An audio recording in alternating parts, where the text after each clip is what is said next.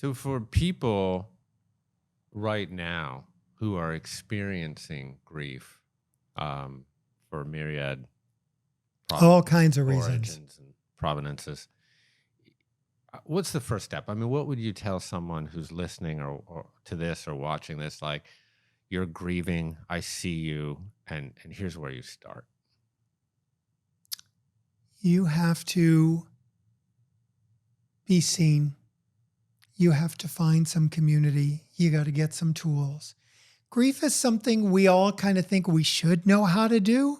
And people are surprised. Like, even I have a certificate program, and even like therapists are like, oh, there's these tools. And I'm like, yes, there's tools and techniques and concepts. But we all sort of go, oh, I think it's just inherent that we would know about grief. So you got to understand it. You got to learn about it. And I think you got to find community. And I think one of the things that really makes us stuck in so many ways is we have our spouse that gets everything. We have our best friend that really gets us. We have our loved one that gets us. And then we're in grief, and that person who should get us the most doesn't. And they are sometimes the people who are closest to us are the ones telling us to move on and get over it and don't address it. And grief is a strange place. Grief is like the one place where family members and friends can become strangers, and strangers can become family members and friends. That's why Interesting. Yeah. you want to like find groups and find people. And like, if your best friend doesn't get it, you've got to be a GPS and recalculate. My best friend's not getting it. Okay, let me go find some support for people who have had a brother die, a pet die, a spouse die, a parent die, a child die, partner die, whatever it is, get some support for it. But just start with understanding it is so important. Yeah, I think in the course, there's a cohort of people that you call practical grievers. Right. Right. And I think we all know some of them. Who are just move on, get it over. You go to the funeral, you cry, and you're done. Yeah. That's it. Don't need courses, don't need groups, you just move on. And that's how they grieve. And there's nothing wrong with them, and there's nothing wrong with us. But we think they don't feel enough, and they think we feel too much. They're just two different styles. So David, where can people access your work and keep abreast of everything that you're doing in the world? Sure. Your course is a lovely place to start. I'm thrilled we're doing that again. And grief.com is my website. I have a program called Tender Hearts. It's you can find it at tenderheartsplural.support.com. And it's a large grief group. Like when people hear grief group, they think 6 people online at a table. It's not like that. It's hundreds. And you can speak up and be in front, or you can sit back and watch. And it's magical that we find our healing in each other. You can also go to griefeducator.com is the certificate program for people who want to turn their pain into purpose or really take a deeper dive into how to help people after they've experienced grief themselves. So last question is a little more of a personal probe. Okay. We were talking earlier about what an exhausting, devastating life it would be to like run for office and be a political figure.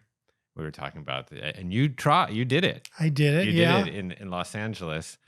And we've had mutual friends that have done it and are currently doing it. And we were like, oh God, that life just seems just so exhausting. When I look at your life though, Right.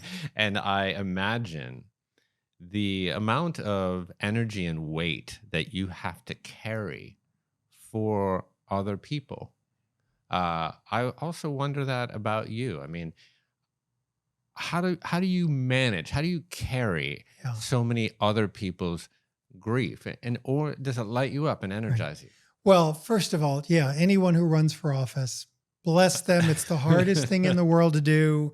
We have friends who are doing it, and just to try to make the world a better place is an amazing thing to do with a high cost personally. Yeah. You know, when I would do, and I'm not doing them that much anymore, in our physical world, big talks. And we would rent out a meeting room of a hotel, and we'd have, 300 people in there.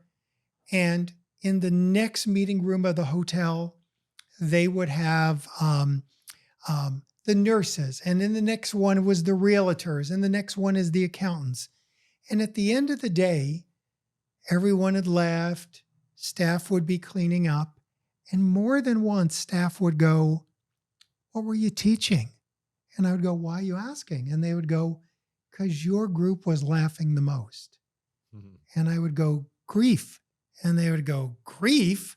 What kind of grief?" And I would go, "That kind of grief." And here's the thing. I think when you've gone through enormous pain and trauma, it does stretches your bandwidth for pain. But I also believe it stretches your bandwidth for joy. People in that room are happier. Their laughs are more from their guts. They are fuller people with pain and with joy. So, for me personally, I'm pretty committed to fun. Yeah. Like in my off time, it's fun.